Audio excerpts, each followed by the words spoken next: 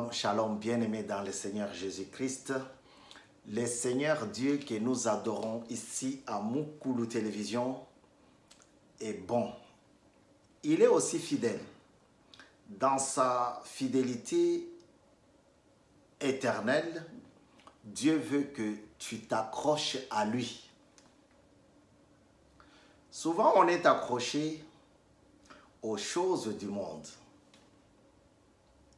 Souvent, on est accroché au matériel. Il suffit de parler avec quelqu'un, tu sens qu'il a un certain penchant vers telle ou telle chose. Mais Dieu, lui, veut que tu sois accroché à sa parole. La parole de Dieu, c'est Dieu lui-même. Alléluia. Vous êtes sur Mukulu Télévision, dans votre émission Le Parfum de Bonne Odeur pour Jésus-Christ. Le Parfum de Bonne Odeur pour Jésus-Christ, c'est une émission que j'ai l'honneur de vous animer. Et je suis très heureux aujourd'hui parce que on va parler de quelque chose de bien, de l'attachement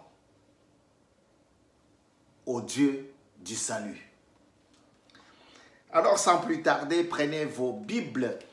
Nous allons lire la parole de Dieu dans Hébreux 12. Hébreux 12 pour la gloire du Seigneur.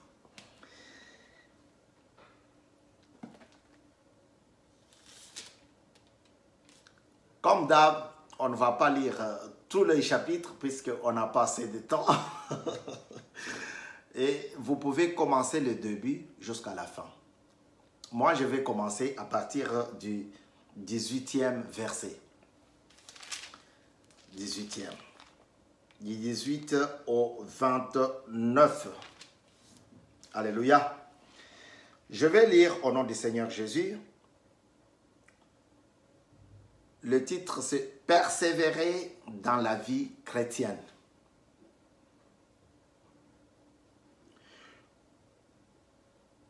Vous ne vous êtes pas approché d'une montagne qu'on pouvait toucher et qui était embrasée par le feu, ni de l'obscurité, ni des ténèbres, ni de la tempête, ni du retentissement des trompettes, ni du bruit de paroles. Ces bruits étaient tels que ceux qui l'ont entendu ont refusé qu'il leur soit adressé un mot de plus. Ils ne supportaient pas en effet cette consigne. Si même une bête touche la montagne, elle sera lapidée. Le spectacle était si terrifiant que Moïse a dit, « Je suis épouvanté et tremblant de peur. Je suis épouvanté et tremblant de peur. » Moïse a dit, tellement que le spectacle était si terrifiant. Même la bête ne pouvait pas toucher à la montagne. Alors, Moïse a constaté cela et il a déclaré que il était tremblant et peureux. Verset 28, 22. Au contraire, vous vous êtes approchés du mont Sion, de la cité des dieux vivants, de la cité du Dieu vivant, pardon, la Jérusalem céleste et des dizaines, des milliers d'anges en fait de l'assemblée des premiers-nés, inscrits dans le ciel. Vous vous êtes approchés de Dieu qui est le juge de tous, des esprits, des justes,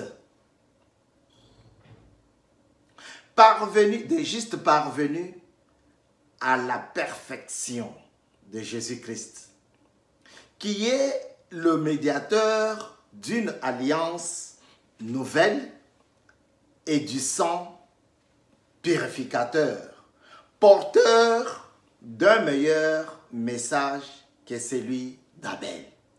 Alléluia. 25, il dit, faites attention. Ne refusez pas d'écouter celui qui parle. En effet, les hommes qui ont rejeté celui qui les avertissait sur la terre n'en ont pas réchappé. Combien moins échapperons-nous si nous nous détournons de celui qui parle, rejeter celui qui les avertissait sur la terre n'en ont pas réchappé. Combien moins échapperons-nous si nous nous détournons de celui qui parle du haut du ciel. Lui dont la voix avait alors ébranlé la terre, il a maintenant fait cette promesse. Une fois encore, je fais trembler non seulement la terre, mais aussi le ciel. Le mot « une fois encore » indique bien que les choses qui appartiennent au monde créé, peuvent être ébranlées, disparaîtront, afin que celles qui sont inébranlées, afin que celles des choses qui sont inébranlées subsistent.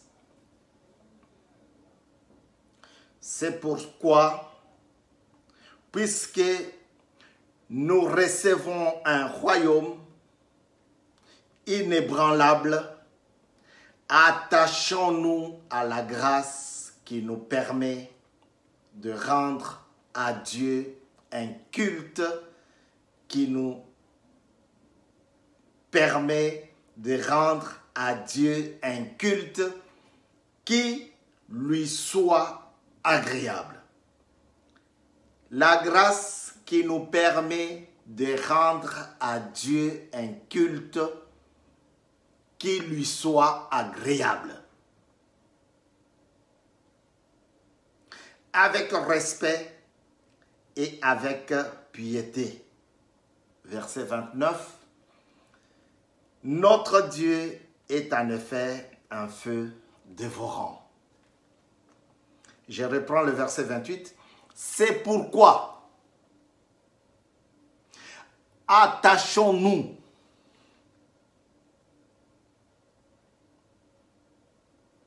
puisque nous recevons le royaume, attachons-nous au culte, aux choses qui rendent, à la grâce qui rendent un culte agréable à Dieu. Attachons-nous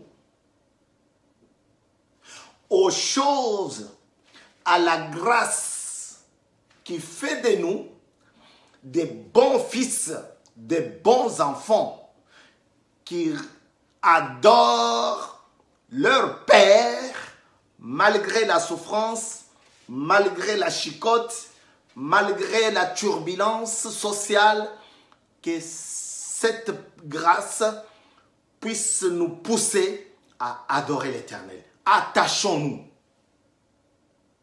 Non, tu ne m'as pas bien compris. Je vais reprendre le verset 28. Parce que c'est là le socle de mon message. Le socle de mon exhortation. Je veux que toi et moi, que nous puissions nous attacher à la grâce que Dieu nous a faite afin de lui rendre un culte raisonnable. Hébreux 12, verset 28. Il dit quoi? C'est pourquoi, puisque nous recevons un royaume inébranlable, attachons-nous à la grâce qui nous permet de rendre à Dieu un culte qui lui soit agréable. Frère, je voulais un peu m'arrêter ici.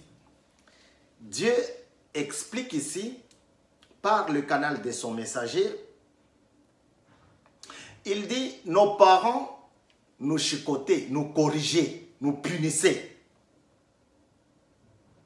Mais on était toujours attachés à eux. Ce n'était pas pour nous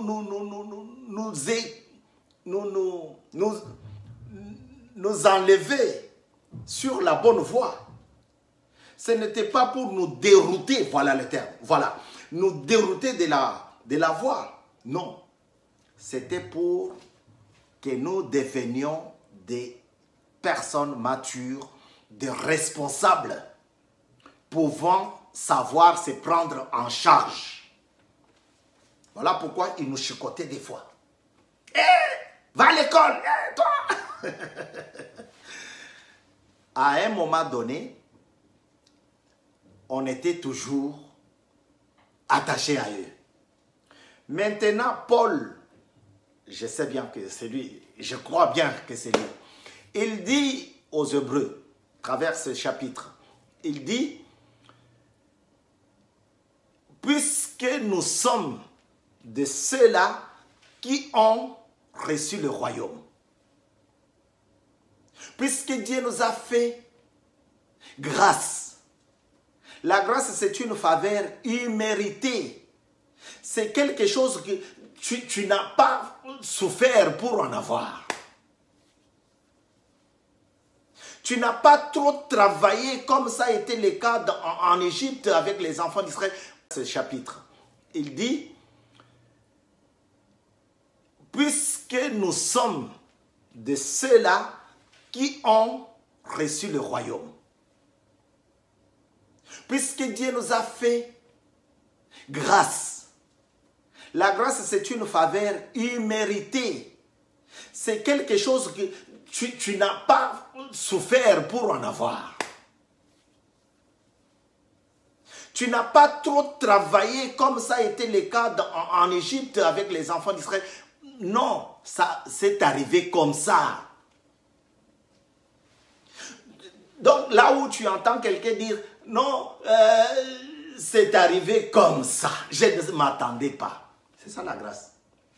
Maintenant, lui, il dit, parce que nous avons eu cette grâce, attachons-nous maintenant à Dieu, de sorte que toi et moi, nous puissions lui rendre, le rendre, lui donner, l'amener, l'adorer, faire un culte raisonnable. Lorsqu'on adore Dieu, on ne va pas se comporter comme quelqu'un qui est dans le ring et qui provoque son adversaire. Non. On ne va pas adorer Dieu comme un chauffeur qui est en voyage, un conducteur qui est en voyage et qui insulte ceux qui dépassent de gauche à droite, qui ne respectent pas la voie. Non. Souvent, je vois ça à bord des véhicules. Mais Dieu veut que nous puissions l'adorer comme des enfants qui ont compris que leur Père les a fait une grâce.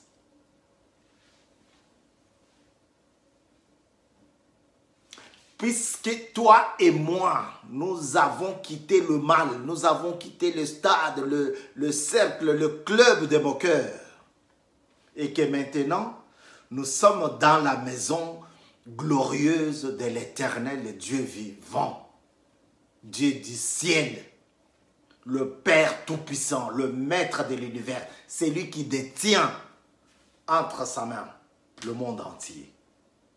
Puisque nous sommes ceux qui ont compris cela, ben voilà, il nous dit, attachons-nous à cette grâce. Frère, vous ne vous êtes pas approché à une montagne qui va vous détruire. Autrefois, vous étiez interdite, si vous étiez une fille, interdite de passer, de rentrer dans la cité. Mais maintenant, vous avez accès. Le boulevard vous est ouvert. Alléluia. Voilà pourquoi Dieu veut que tu sois quelqu'un qui l'adore. Vous êtes sur Moko de télévision. Votre présence nous fait énormément du bien et nous prions à ce que Dieu puisse vous bénir. Que les ciels s'ouvrent pour vous. Que vous sachiez vous accrocher, vous adapter, vous sachiez tenir à cette grâce afin d'adorer.